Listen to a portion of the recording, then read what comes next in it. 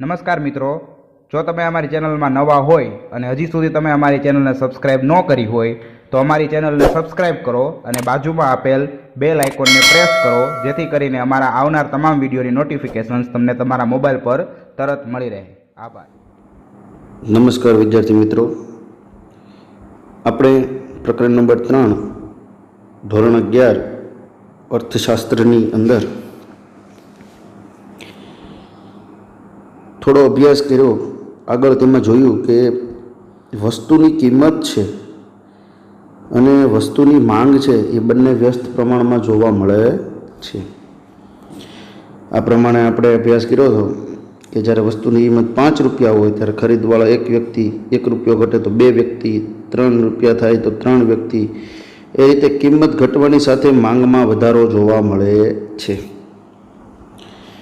ત્યારબાદ આપણે આગળ હવે એને આપણે એક ગ્રાફના સ્વરૂપે પણ સમજૂતી લીધી હતી.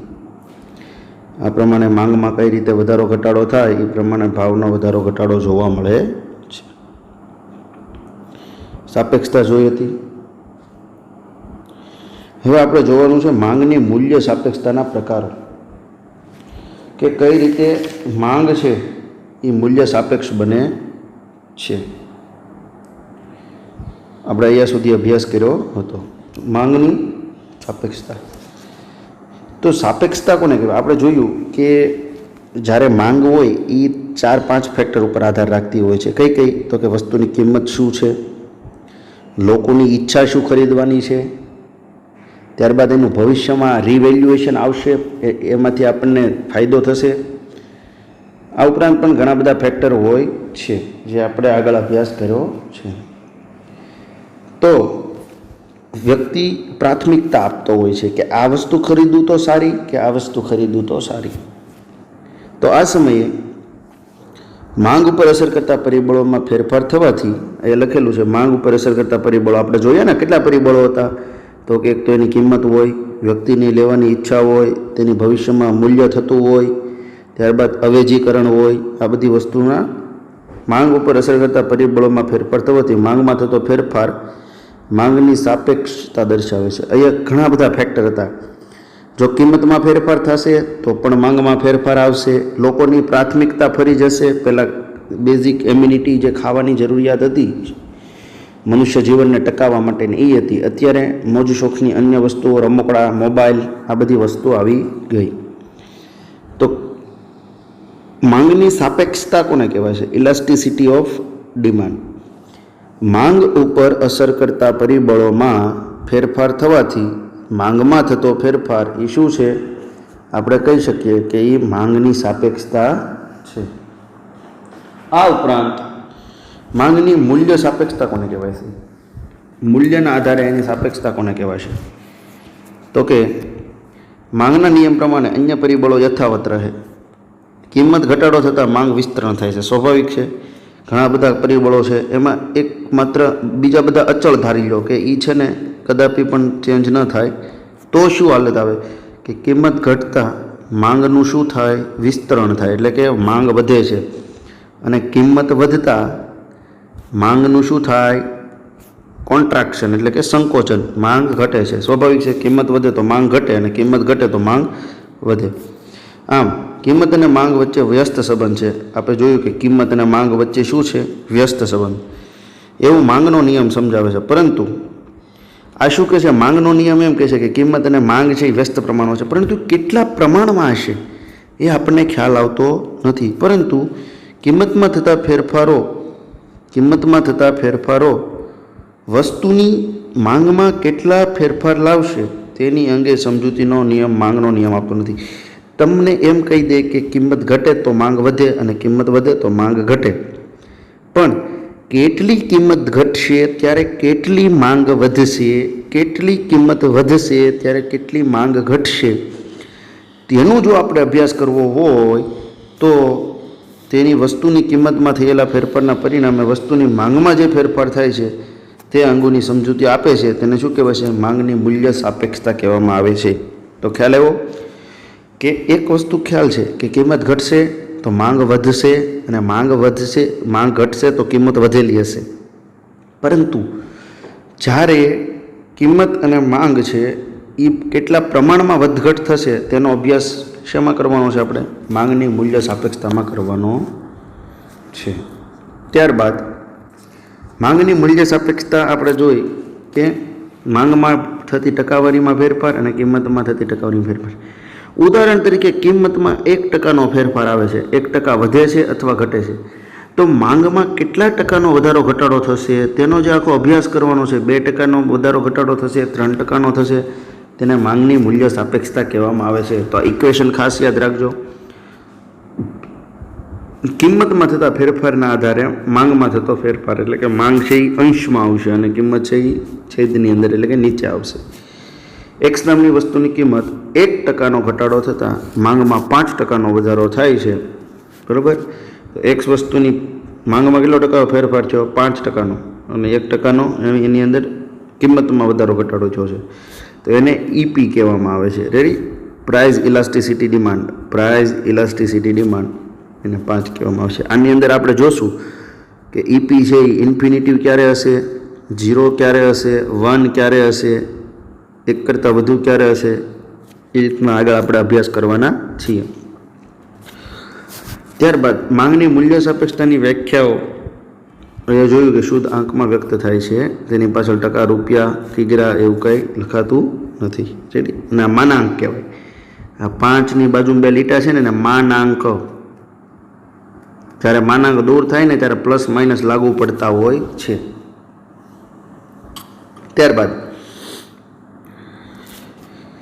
માર્શલભાઈ એવું કહે છે કે માંગની મૂલ્ય સાપેક્ષતાની સમજૂતીમાં જણાવે છે કે વસ્તુની માંગની મૂલ્ય સાપેક્ષતા વધારે કે ઓછી એને આધાર કિંમતના ઘટાડાના પરિણામે માંગમાં થતો વધારો મોટો કે નાનો છે અને કિંમતના વધારાના પરિણામે માંગમાં થતો ઘટાડો મોટો કે નાનો છે તેની ઉપર રહેલો છે. એ કેટલા પ્રમાણમાં રહેલો છે? કિંમત કેટલી ઘટે તો માંગ કેટલી વધે, કિંમત કેટલી વધે તો માંગ કેટલી ઘટે, તેના આખા ઇક્વેશન જે છે બંનેના સહસંબંધો છે તે અહીંયા દર્શાવેલા છે. તો માર્શલભાઈ કીધું એમ કે મૂલ્યની જે માંગની મૂલ્ય સાપેક્ષતાના પ્રકારો છે એના મેઇન 5 પ્રકાર છે. વસ્તુની કિંમતમાં ફેરફાર થતાં આપણે જોયું કે વસ્તુની માંગમાં કયા દરે ફેરફાર થાય છે, કેટલા પ્રમાણમાં. આપ સૌ જાણો છો કે કિંમતમાં ફેરફાર થશે તો માંગમાં ફેરફાર થવાનો સ્વાભાવિક છે, પણ તે કેટલા ટકા, કેટલા અંશે થશે તેનું જો આખું આપણે સર્વૈયું બનાવવું હોય તો તે આ 5 ઇક્વેશનના આધારે બનતું હોય છે. એમાં સૌથી પ્રથમ છે સંપૂર્ણ મૂલ્ય સાપેક્ષ માંગ. સંપૂર્ણ મૂલ્ય સાપેક્ષ માંગ એ એમ કહેવામાં આવે છે કે જ્યારે ઇન્ફિનિટિવ છે,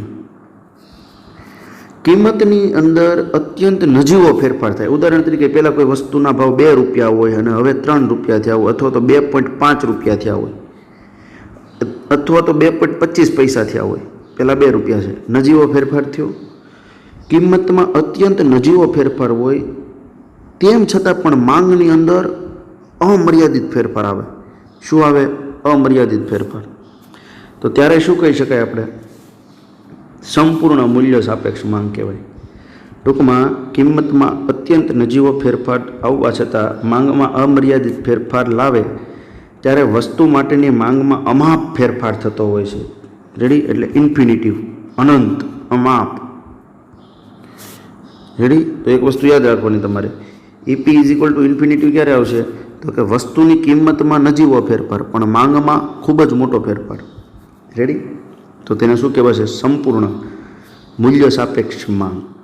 પછી છે એકમ.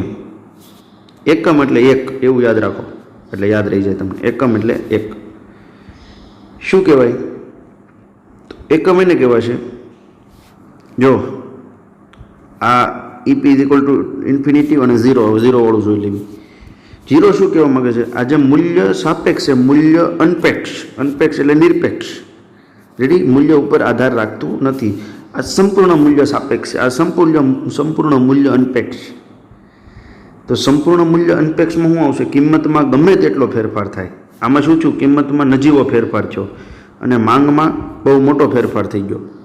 તો આમાં ઊંધું કરી નાખો, કારણ કે 1/∞ ઇઝ ઇક્વલ ટુ 0 થાય અને 1/0 ઇઝ ઇક્વલ ટુ ઇન્ફિનિટી થાય. આ આપણે આગળ ભણી ગયા છીએ કે 1/0 હોય તો શું થશે? તે અનંત. અને 1/∞ હોય તો શું થશે? તે 0. તો શું કહે છે? આ સંપૂર્ણ સાપેક્ષ, આ સંપૂર્ણ અનપેક્ષ. કિંમતમાં ગમે તેટલો ફેરફાર આવે. રેડી? અહીંયા હું તો કિંમતમાં નજીવો ફેરફાર હતો, માંગમાં ગમે એટલી ફેરફાર જોવા મળતો હતો. અહીંયા કિંમતમાં ગમે એટલો ફેરફાર આવે, તેની માંગ સ્થિર રહે, એટલે માંગમાં બહુ ઝાઝો તફાવત રહે નહીં. ખ્યાલ આવે છે તમને બંનેનો તફાવત? સંપૂર્ણ મૂલ્ય સાપેક્ષ માંગ હતી, એમાં કિંમતમાં નજીવો ફેરફાર, કિંમત નજીવો ફેરફાર. તો માંગમાં શું થતો? અનંત ફેરફાર થતો હતો. જ્યારે સંપૂર્ણ અનપેક્ષમાં શું થાય? કિંમતમાં અનંત ફેરફાર થાય, તેમ છતાં માંગની અંદર કાંઈ ફેરફાર રહેતો હોય નહીં. આ નજીવો. રેડી? આપણે આનું વ્યસ્ત કરી નાખવાનું છે. તે વસ્તુની માંગ સંપૂર્ણ મૂલ્ય અનપેક્ષ કહે છે. ઈપી ઇઝ ઇક્વલ ટુ 0 અને આ EP is equal two infinity. Third one, ત્રીજું, એકમ મૂલ્ય સાપેક્ષ. એકમ એટલે એક. એ એમ કહેવા માગે છે કે જેટલા ટકા માંગ કિંમતમાં ફેરફાર થતો હોય તેની બરાબર ટકા જ માંગમાં ફેરફાર થતો હોય તો ક્યાંય ઝાઝો ફેરફાર દેખાય નહીં, એટલે કે એને એકમ મૂલ્ય સાપેક્ષ કહેવામાં આવે છે. ઉદાહરણ તરીકે, કિંમતના ટકાવારી ફેરફારો અને માંગના ટકાવારી ફેરફારો સમાન હોય તો તેને શું કહેવાય? મેં તમને જણાવ્યું તેમ ત્યારે માંગ સમપ્રમાણ મૂલ્ય સાપેક્ષ છે એમ કહેવાય, એટલે કે એકમ મૂલ્ય સાપેક્ષ માંગ. હવે એક કરતાં વધુ હોય ત્યારે મૂલ્ય સાપેક્ષ માંગ કોને કહેવામાં આવે છે? આ એક છે એટલે એકમ લાગ્યું. હવે આ મૂલ્ય સાપેક્ષ માંગ. અને એક કરતાં ઓછી હોય ત્યારે મૂલ્ય અનપેક્ષ માંગ. જો આ બંને સાથે જોડાયેલા છે, આ બંને સાથે જોડાયેલા છે અને આ એક છે, તો મૂલ્ય સાપેક્ષ માંગ સંપૂર્ણ મૂલ્ય અનપેક્ષ માંગ, એકમ મૂલ્ય સાપેક્ષ માંગ, મૂલ્ય સાપેક્ષ માંગ અને મૂલ્ય અનપેક્ષ માંગ. તો મૂલ્ય સાપેક્ષ માંગ કોને કહેવામાં આવે છે તેનો આપણે અભ્યાસ કરીએ. ઉદાહરણ તરીકે આપણે જોઈએ તો વસ્તુની કિંમત છે એના જેટલા ટકાવારીમાં ફેરફાર થતા હોય એની કરતાં માંગમાં થતો ફેરફાર વધુ હોય. રેડી? માંગમાં ફેરફાર વધુ થતો હોય તો તેને શું કહેવાય છે? તે વસ્તુને માંગની મૂલ્ય સાપેક્ષ માંગ કહે છે. કિંમતના પ્રમાણમાં માંગની ટકાવારીમાં થતો વધારો વધુ હોય. કિંમતની જે ફેરફાર થતો હોય, ઉદાહરણ તરીકે કિંમતમાં 1% ફેરફાર થયો તો માંગમાં 3% ફેરફાર થઈ જાય તો તેને શું કહેવાય? મૂલ્ય સાપેક્ષ માંગ કહેવામાં આવે છે. વસ્તુની કિંમતના ટકાવારીમાં ફેરફાર કરતાં વસ્તુની માંગમાં થતો ટકાવારીનો ફેરફાર વધુ હોય તેવી વસ્તુની માંગને મૂલ્ય સાપેક્ષ માંગ કહે છે. આગળ વ્યાખ્યા આપેલી હશે, તમે જોજો. રેડી? આપણે હમણાં બધા ગ્રાફ જોવાના છે, અત્યારે ખાલી હું તમને વ્યાખ્યા આપી દઉં. રેડી? તો કિંમત કરતાં માંગમાં વધુ તફાવત જોવા મળતો હોય, આયા 1% હોય તો અહીંયા 4% હોય તો મૂલ્ય સાપેક્ષ માંગ કહેવામાં આવે છે. અને અંતિમ છે પાંચમું, મૂલ્ય અનપેક્ષ માંગ. ઈપી <1 અને < વચાય અને ગ્રેટર < વચાય અને ઇક્વલ ટુ. તો શું કહેવા માગે છે કે વસ્તુની કિંમતના ફેરફાર કરતાં વસ્તુની માંગમાં થતો ફેરફાર ઓછો હોય. આમાં શું હતું? કિંમતના ટકાવારીમાં ફેરફાર થતો હોય એની કરતાં માંગમાં વધુ જતું હોય. અને આમાં શું છે? કિંમતમાં જેટલો ફેરફાર હોય એની કરતાં માંગમાં ઓછો ફેરફાર જોવા મળે છે. રેડી? વસ્તુની કિંમતમાં ટકાવારીમાં ફેરફાર કરતાં વસ્તુની માંગમાં થતો ટકાવારીનો ફેરફાર ઓછો હોય. આમાં શું હોય? માંગમાં ફેરફાર ઓછો થતો હોય કિંમત પ્રમાણે. આમાં કિંમત પ્રમાણે માંગમાં વધતો હોય. આમાં કિંમતમાં ફેરફાર થાય તો માંગમાં અસીમિત વધારો થઈ જાય. આમાં માંગમાં કિંમતમાં ગમે એટલો ફેરફાર થાય, માંગમાં કશો ફેરફાર પડતો નથી. અને આમાં સમાન, જેટલા ટકા માંગ વધે એટલા ટકા તે આપણી સામે શું વધવું જોઈએ? ભાવ વધવો, એટલે કે કિંમત વધે એટલો જ સામે માંગની વધારો થાય છે. તો આમ અંતિમ છે વસ્તુની કિંમતના ટકાના ફેરફાર કરતાં વસ્તુની માંગમાં થતો ફેરફાર વધુ હોય, રેડી, આ કિંમત કરતાં માંગમાં ફેરફાર ઓછો હોય, અને આ ચોથું છે એ કિંમત કરતાં માંગમાં, કિંમતમાં જેટલા ટકાવારી ફરે એની કરતાં માંગમાં વધી જતું હોય છે. તો આ પ્રમાણે આપણે અભ્યાસ કર્યો. હવે આને ગ્રાફમાં જોઈએ. તો પ્રથમ EP is equal two infinity. હવે મેં તમને વાત કરી કે કિંમતમાં નજીવો ફેરફાર થાય. કેવો? નજીવો. અને માંગ શું થાય? ઇન્ફિનિટિવ થઈ જાય. તો શું થયું? કિંમતમાં થતો ટકાવારી ફેરફાર એક જ છે, માંગમાં શું થયું? અનંત. રેડી? તો શું થઈ જશે? અનંત. આપણે જોઈશું કે વસ્તુની માંગ અને વસ્તુની કિંમત. રેડી? વસ્તુની માંગ છે અને વસ્તુની મૂલ્ય સાપેક્ષ માંગ. વસ્તુની કિંમત છે પહેલાં 0 રૂપિયા હતી, પછી 1 રૂપિયા થઈ. તો 1 રૂપિયા થઈને તો માંગ ઠેઠ અહીંયા પહોંચી ગઈ. તો આ પ્રમાણે જે આનું જે આપણે ડિસ્ટન્સ હોય એ વધી જતું હોય તો એને શું કહેવાય? મૂલ્ય, સંપૂર્ણ મૂલ્ય સાપેક્ષ માંગ કહેવામાં આવે છે. મૂલ્ય અનપેક્ષ માંગ. મૂલ્ય અનપેક્ષમાં શું હતું? આપણે જોયું કે કિંમતમાં ગમે તેટલો ફેરફાર થાય. Ready? EP is equal to ઇન્ફાઇનિટમાં શું? તો કિંમતમાં નજીવો ફેરફાર થાય અને માંગમાં અસીમિત ફેરફાર થાય. હવે ઈપી ઇઝ ઇક્વલ ટુ 0માં શું થશે? તો તેની અંદર થશે કિંમતમાં ગમે તેટલો ફેરફાર થાય, પણ તેમ ઊંધું કરી નાખો, તેમ છતાં માંગમાં કશો ફેરફાર, નજીવો જ ફેરફાર થતો હોય. રેડી? કિંમત 1 રૂપિયાની 100 રૂપિયા થઈ ગઈ હોય, તો પહેલાં 20 વસ્તુ જાતી હોય, તો હવે 21 તો 19 જશે કદાચ, પણ નજીવો ફેરફાર હોય તો એને શું કહેવાય? મૂલ્ય અનપેક્ષ. એટલે કે મૂલ્ય ઉપર આધાર રાખતું નથી માંગ. ખ્યાલ આવે છે? આને તમે સંધિ તોડો. મૂલ્ય અનપેક્ષ. મૂલ્ય અનપેક્ષ એટલે મૂલ્ય અનપેક્ષ માંગ એટલે કે એવી માંગ જેને મૂલ્ય સાથે કોઈ લેવા દેવા નથી, એ ભાવ હોય કે ના હોય, આ એવી માંગની વાત કરે છે. રેડી? તો અહીંયા તો ઊભું આવી જશે. પહેલું શું હતું? હોરિઝોન્ટલ હતો કહું. તો આ કહુની અંદર શું આવશે? વસ્તુની કિંમત 0 રૂપિયા છે, અસીમિત થઈ ગઈ, ઇન્ફિનિટિવ. તો કે માંગમાં કંઈ જાજો ફેરફાર દેખાણો નહીં, તો મૂલ્ય અનપેક્ષ માંગ કહેવામાં આવે છે. ત્યારબાદ એકમ મૂલ્ય સાપેક્ષ.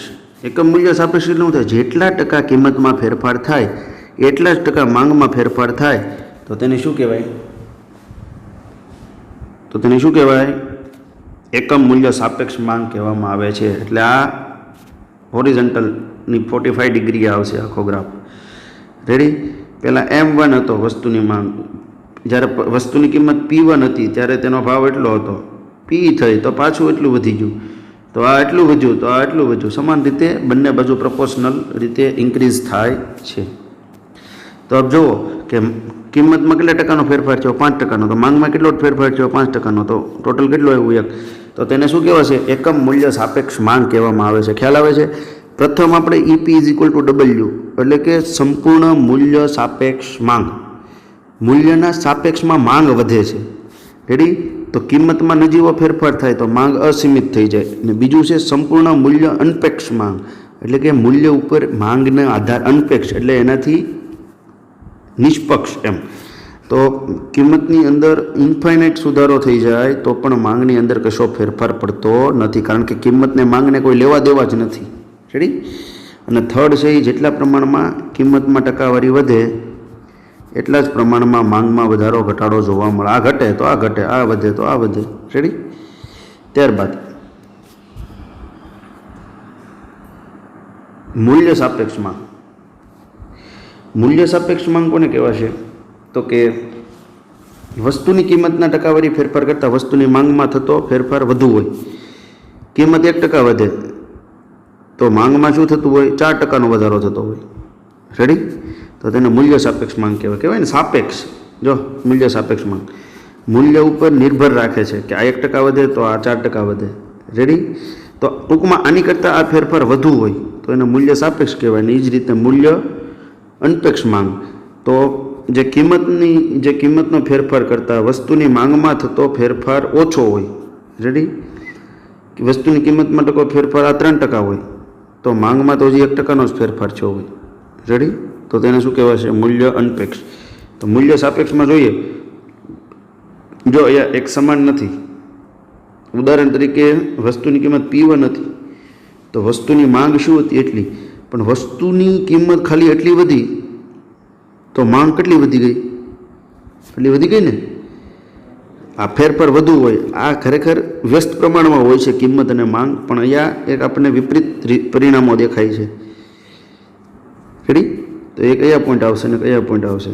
તો મૂલ્ય સાપેક્ષ માંગને આની ઉપર ખ્યાલ કરવામાં આવે છે. જ્યારે કિંમત એટલી વધે તો માંગમાં શું ફેરફાર થાય છે? અહીંયા કેટલા ટકા ફેરફાર થયો નથી જોવાનો, પણ થાય છે. રેડી? તો અહીંયા ઉદાહરણ તરીકે 1% ફેરફાર થયો તો અહીંયા 4% ફેરફાર. તો આની કરતાં જે માંગ છે કિંમત કરતાં તે વધતી હોય તો તેને શું કહેવાય?